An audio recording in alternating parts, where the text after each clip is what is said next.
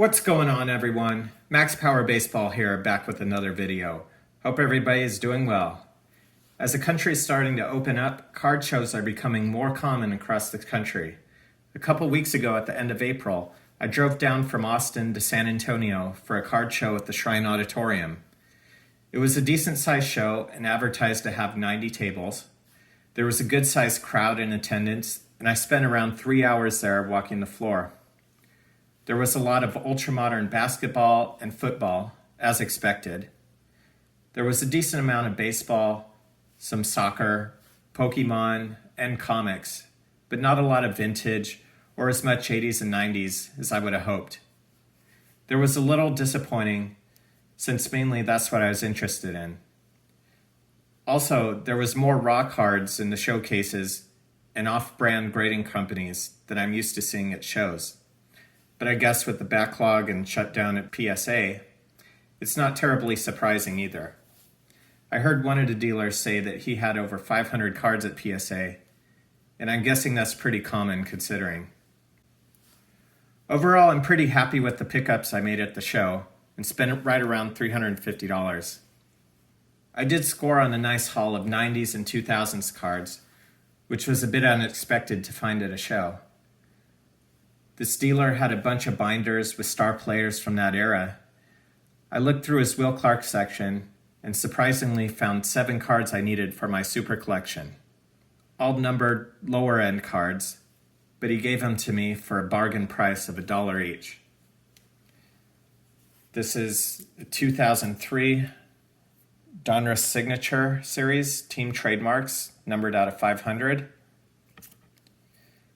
2004 Donruss Elite Extra Edition, numbered out of 1000.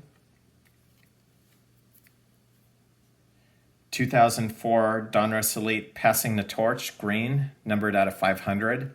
This is actually the last one I needed for the rainbow. 2004 Leaf Certified Cuts, numbered out of 599. 2005 SP Legendary Cuts Classic Careers, numbered out of 399. 2005 Upper Deck Portraits, numbered out of 250. And a 2007 Upper Deck Sweet Spot Classic, numbered out of 575. The same dealer also had some inserts and some of the bigger stars from the 90s and 2000s. So I picked up these 12 Bonds cards. Most of them aren't terribly rare or expensive, but they are just cool looking, which is why I picked them up.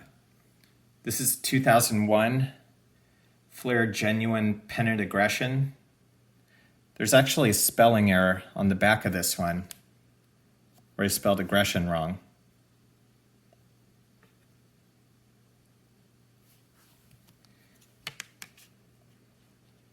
It's 1998 Leaf Fractal Foundation, numbered out of 3,999. 97 Ultra RBI King. 1998 Bowman Chrome International. 2 cards from 1999 Topps Tech. Love the shine on these ones. They're cool, clear acetate cards. This is a 1998 Pacific Paramount Checklist. Nice die cut card. 97 SPX.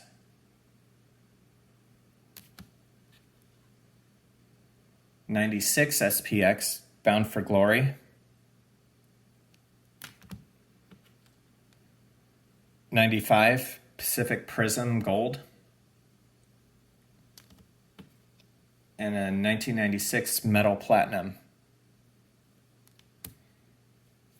And then I also found 2003 Donruss Checklist Legend Code. This one's numbered out of 63.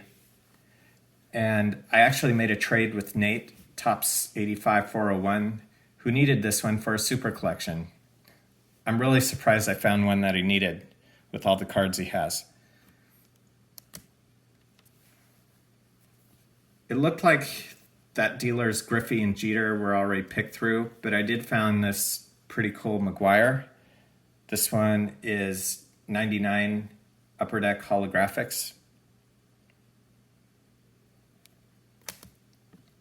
At another dealer, I got this Joey Bart for $20. This is a 2019 Bowman Sterling Wave Refractor, numbered out of 125. Bart's starting his season down in AAA, but he should get called up at some point. Though with Buster Posey off to as hot of a start as he is, it might be tough to find him some playing time at catcher. Another cool and unusual thing I saw as I was walking around was this one dealer had a 2009 Bowman Draft Auto Mike Trout Blue Refractor in a BGS 9 just out on the table, not even in a showcase. I picked it up to see if it was real, and it was. This is a $50,000 card. I couldn't believe he just had that out in the open like that. Clearly it was way too much for me to afford, but it was cool to just hold the card in my hand for a few seconds. Then, as I was on my way out, I saw an example of a card that I'd been looking to pick up for a while. Here it is, my first Hank Aaron autographed card. This is a 2019 Topps Tribute, numbered out of 15. After the initial spike after he passed in January earlier this year, prices have come down a bit, but I still got this for a pretty good deal and under eBay comps. Plus, I always love it when I don't have to pay for shipping or tax. This is a really good example of an Aaron auto. This one is on card, and the blue ink really stands out against the white pants. He did sign quite a bit of Topps products in the last 10 years or so, but the quality of the auto can really be hit or miss, with some of them being pretty shaky or even off the edge of the card. But I'm really happy with this one and thrilled to have it in my collection. Separately, Willie Mays celebrated his 90th birthday a few days ago, earlier in May. He's currently the oldest living Hall of Famer. I'd love to get a Mays on-card auto, but as he's almost blind now, he hasn't been signing cards in the last many years. Likely because of this, his autographed cards are more rare and priced a bit higher than Hank Aaron. So I'll keep looking and hope I could find one I like. On my way home from the show, I stopped at the last card shop in Austin that I hadn't been to yet. I ended up finding a few more Will Clark cards that I needed for my collection. These are the 1998 Pinnacle Snapshots.